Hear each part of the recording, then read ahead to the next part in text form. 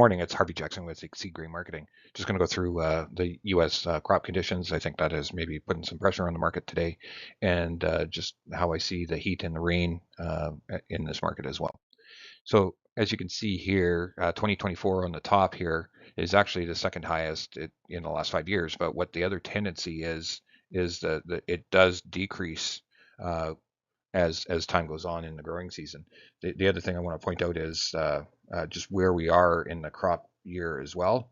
We are, um, in this silking to dough stage, and as time goes on, where it gets less and less important and unimportant in the heat affecting it. So in the silking timeline, the pollen's dropping onto the silk, and it's actually pollinating the seed or getting the seed to set. Now, once we get past the critical timeline of that pollen and the heat at the same time, basically would slow or decrease production. And it looks like we maybe have gotten by most of it. And it kind of shows right in this chart here. You got 79% of your states have silked already. 25% of them are already producing dough, and normal is 76 versus 22. So just ahead of pace for the last 5 years, not too far ahead. Same thing with soybeans here. You're blooming, and the blooming is critical, just like the setting of or dropping of the pollen onto the silk. Good percentage of that is already done, so you're just right around that 80%. And as you can see here, again, here we are, 2024 tracking not far from the 2020 levels, but it still has the same tendency that the market goes down. Shows here as well, 79% bloom versus 74, and setting pods already as well. Here's your spring wheat, and you can see there's a little, in the last 5 years, it's been cluster at these pretty good growing conditions. But where are we, headed going into harvest here right away as well?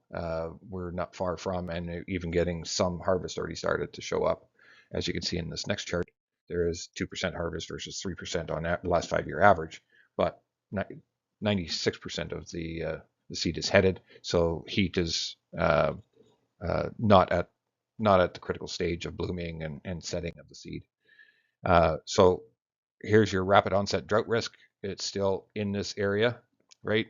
And you can see where the excessive heat is showing up in this area here, right?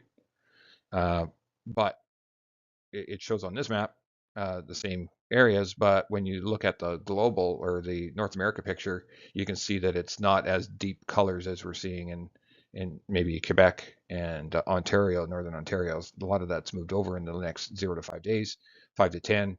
There's the West Coast is actually getting hit, and then in 10 to 15 again. Hopefully that doesn't cause more wildfires or anything like that, but you can see it cooling in the center of North America as well. Albeit rain is showing up at the same kind of timeline in a couple or in just about all the models. So rain when the heat is there or similar shortly thereabouts, you can actually probably put a lid on the heat because it's all about recovery and the crop stage where we are. So let's just quickly go through what the market says. We see it here. Canola is down 13.90 to 13.